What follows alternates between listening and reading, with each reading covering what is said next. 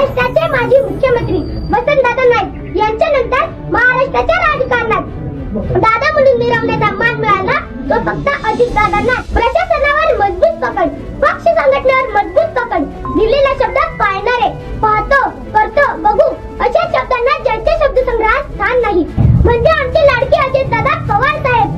कठोर शिस्त, स्पष्ट वक्तृत्व, धडाडीचे नेतृत्व, सर्वस्पर्शी कर्तृत्व, जनसामान्यांशी जुळलेला अनमोल नातं. शरदाच्या चांदण्यात अजित आमचं गाव आहे, शरदाच्या चांदण्यात अजित आमचं गाव आहे.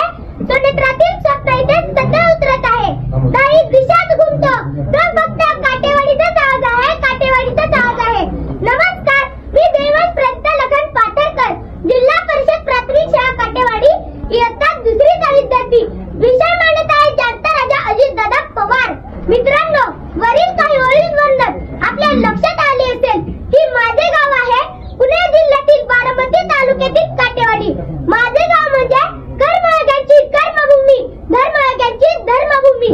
अशा या कर्मयोगी धर्मयोगी भूमीमध्ये अनेक नवरत्ने जन्माला आली आणि यापैकी म्हणजे आमचे लाडके अजितदादा पवार साहेब. कठोर शिस्त, स्पष्ट वक्तृत्व, धडाडीचे नेतृत्व, सर्वस्पर्शी कर्तृत्व, जनसामान्यांशी जुळलेला अनमोल नातं. कधी तिखट प्रहार, आजवर त्यांनी परतून लावले संकटाचे कित्येक प्रहार. आव्हानांना पूर्ण उतरतात लढवय अजित पवार. अशा राजकारणातील दादा व्यक्तिमत्वाला विनम्र असे अभिवादन करून मी माझ्या विषयाची सुरुवात करतो. आणि कशा राजकारणात दिलेला शब्द पूर्ण करण्यासाठी प्रसंगी नुकसान सहन करतील, टीका आणि टोकाचा विरोध सहन करतील, पण दिलेला शब्द पाळणारच असे नेते बोटावर मोजणे इतकेच आहेत. बोले तैसे चाले त्याची वंदाळी पावले या उक्तीप्रमाणे महाराष्ट्र राज्याचे दिवंगत नामदार श्री अजितदादा पवार साहेब यांचे नाव आवर्जून घ्यावे लागेल. प्रशासनावर मजबूत पकड, पक्ष संघटनेवर मजबूत पकड, दिलेला शब्द पाळणारे, पाहतो करतो बघू अशा शब्दांना ज्यांच्या शब्दसंग्रहात स्थान नाही.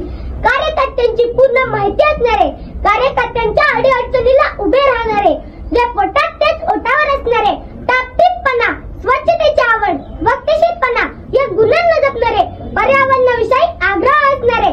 महाराष्ट्राच्या राजकारणातील एकमेव उदाहरण म्हणजे श्री दादांकडून आलेली काम प्रशासनाच्या पातळीवर गतीने पुढे सरकायची.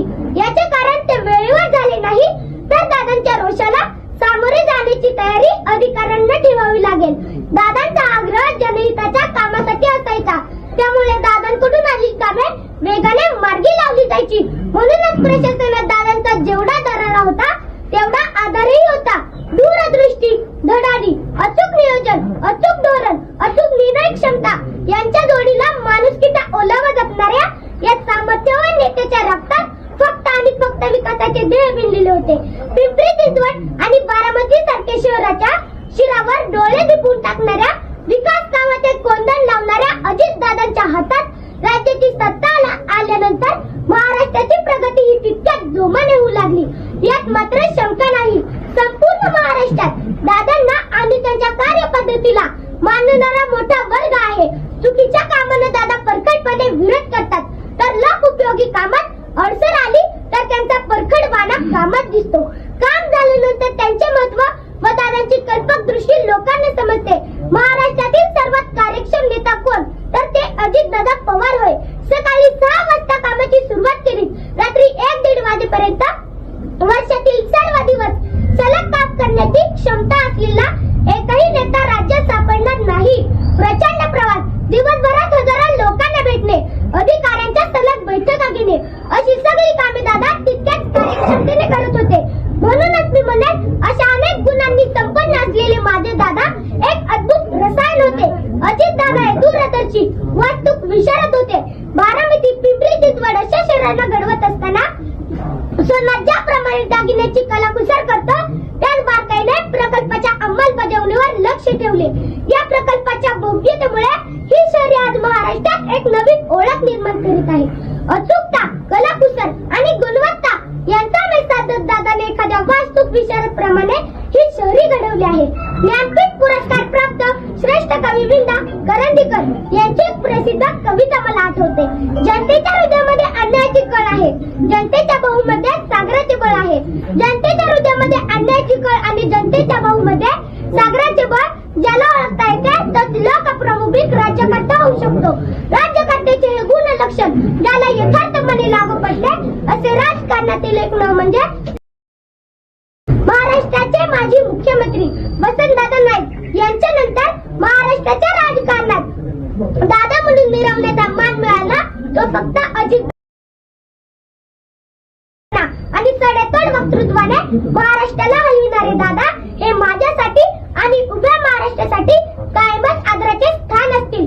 आम्ही त्यांच्याकडे आदर्श म्हणून पाहतो. म्हणूनच अजित दादा यांच्या बाबतीत म्हणावे लागेल, you can love him, hate him, but you can't ignore him. तुमच्यासारख्या आणि माझ्यासारख्या असंख्य व्यक्तींचा आदरवड असलेल्या दादांना माझ्या शब्द रूपातील श्रद्धांजली मी पुढील काव्यात व्यक्त करतो. हिमालयही तरतर कापतो जेव्हा सह्याद्री उभी राहते.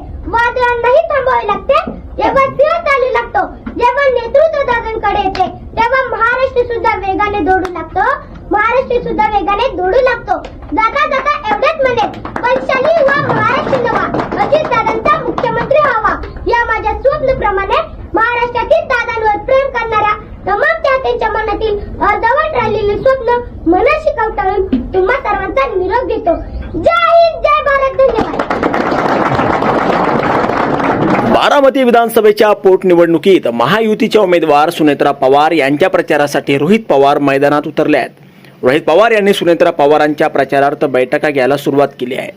दिवंगत उपमुख्यमंत्री अजित पवार यांच्या काटेवाडी गावातून रोहित पवारांनी प्रचाराचा शुभारंभ केला आहे. यावेळी रोहित पवार यांचे वडील राजेंद्र पवार आणि बहीण सई पवार यावेळी देखील तिथे उपस्थित होत्या. दरम्यान देवांश पातरकर या चिमुकल्यानं रोहित पवार आणि राजेंद्र पवार यांच्या समोर अजित पवार यांच्यावर भाषण केलं.